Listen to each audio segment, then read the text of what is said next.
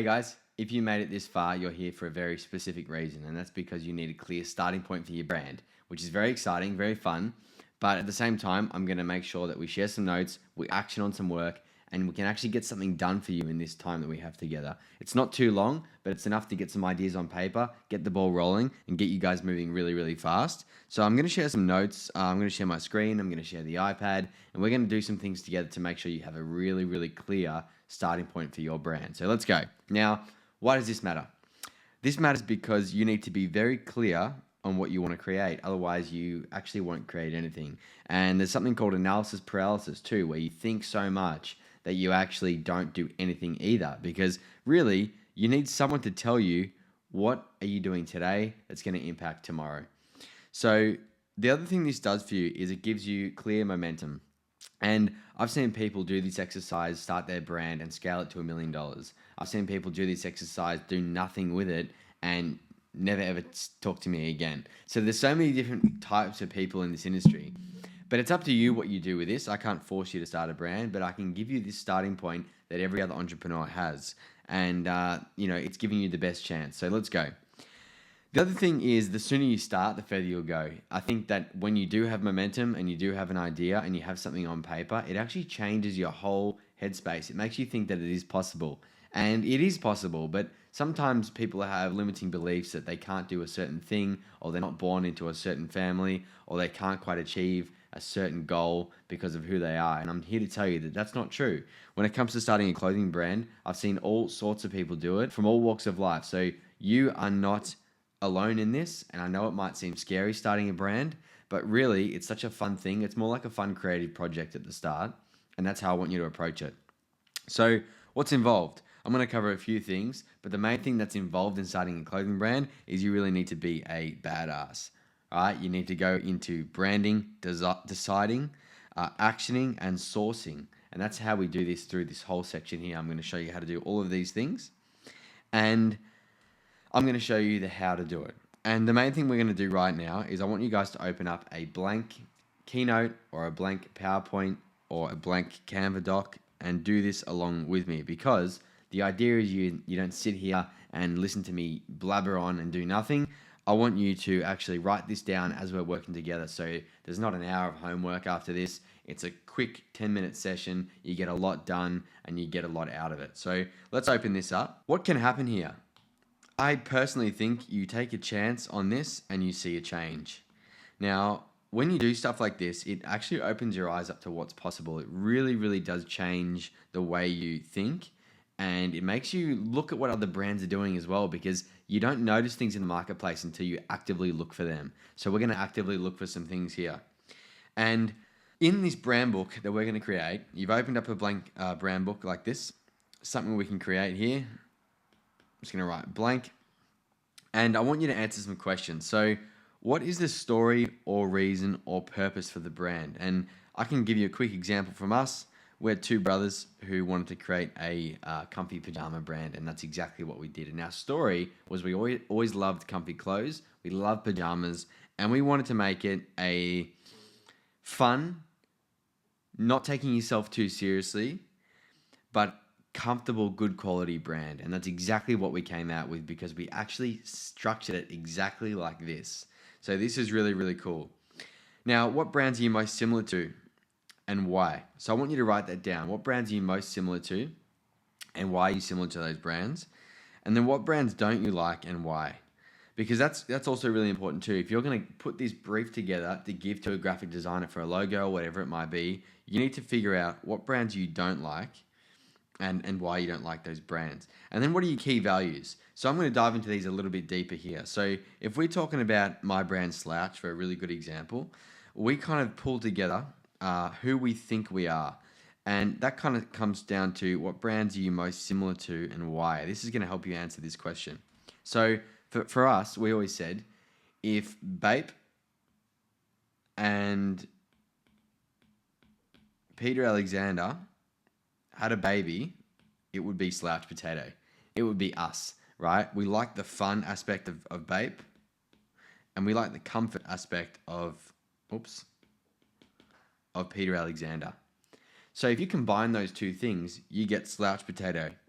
And I find that really, really cool because when you don't see that, you don't see that from an outside point of view. You kind of just see like cool eyes, a bit of a smiley face, and you think, oh yeah, what this is a cool brand. But you don't see the actual psychology behind it until you start mapping this out. So this is what you guys are doing right now. You're mapping this out.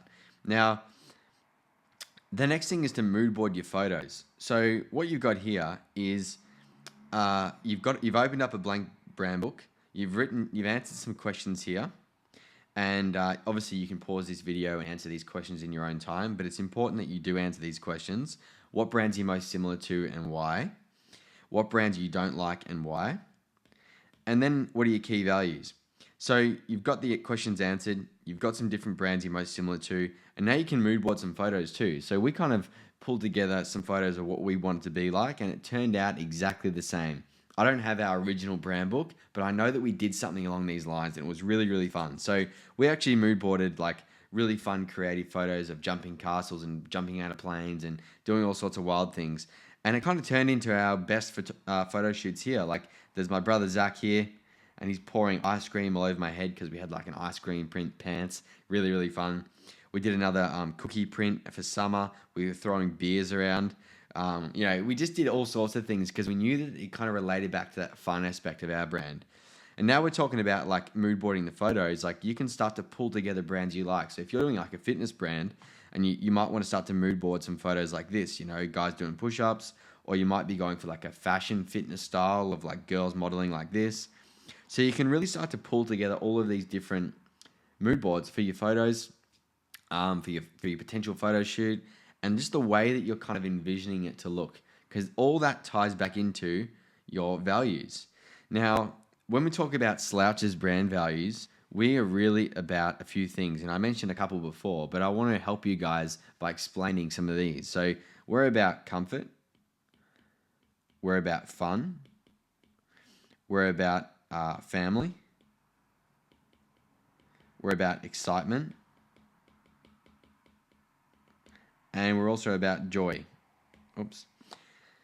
So when we're designing our logo and we're like briefing designers and we're finding the right people, we really said we want to be comfy. So we've got like these pudgy letters because like we wanted to make it look like soft and comfy.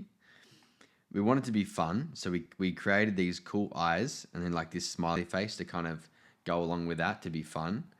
We wanted to embrace family, and we couldn't really tie that together in the logo, but we did a good job with a couple of core values there, which I really, really liked. And the other thing was excitement, so we picked like a really bright blue color here because blue triggers excitement. And then, joy, I guess, pulls into that sort of smiley face up there and the eyes and stuff. So you can see how your brand values start to shape what your logo might be.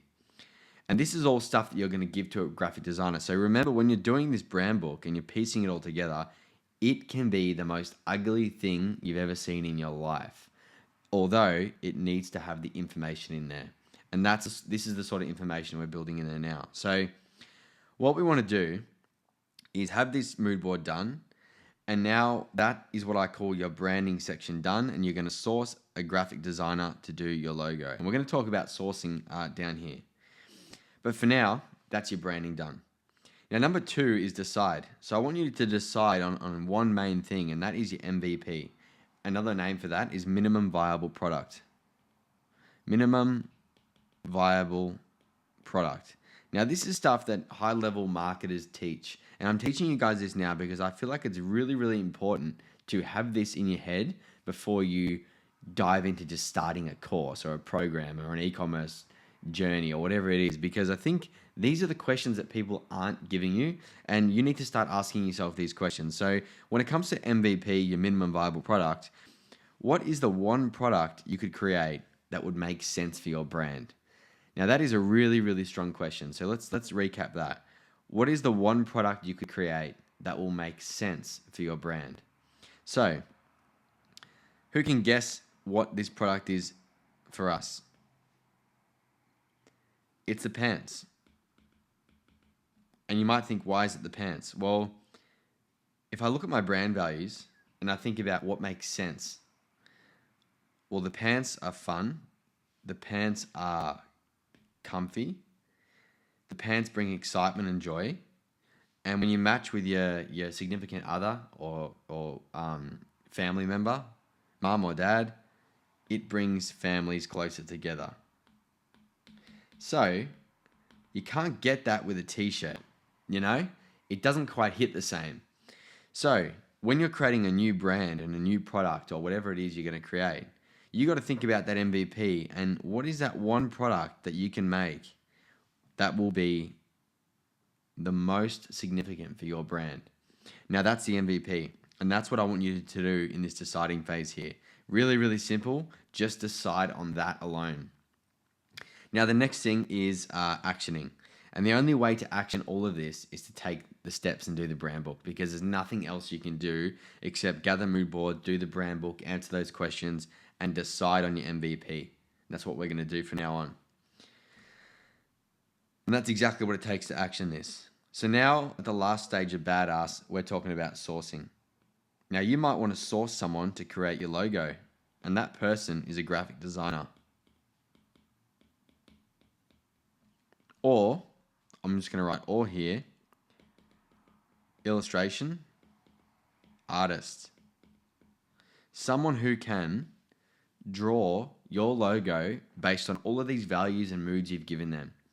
Now from then, you can create an account on Fiverr or Freelancer or Upwork, and you can start to find people who fit that work of a graphic designer or a illustration artist, and you're going to source them and you're going to give them the brand book, and from this point forwards, you have a starting point in your clothing brand. So you just went from literally nothing right now, no idea, your idea done, but nothing on paper, nothing you could give to anyone, no next steps. Right now, you have all the next steps you need to take over the next 20 minutes to an hour to start giving this to a graphic designer and start moving through with your own brand. So thank you guys for jumping in here and doing this quick little exercise with me. I know it's easy. I know that it's quick. I know that it probably didn't take much time for you guys to watch this video and go through it, but that's the whole point of it. I don't want you guys to sit through a 20-hour video of me explaining all these things. These are the most important things you need to know. This is the action you need to take right now with your brand book. And moving forwards, you're going to have so much more time and energy to focus on your product now that you've done your branding side of things. So if you want more in-depth stuff from here, and you want to really take this to the next level, you've always got myself and the RiseWise community to actually help you with this. We work with designers, email marketing experts, Facebook marketing experts. You got myself there, a 7-figure business owner who can help you with all these tactics. The next thing right now that we do in the RiseWise program is we start sourcing, we start manufacturing, and we start getting your products made. So that's a really, really fun bit. But for now, you guys need a starting point, and that's your starting point right now on paper. So I wish you all the luck with your new brand, and I'll see you guys hopefully on some coaching calls. So take it easy, guys, and see you soon.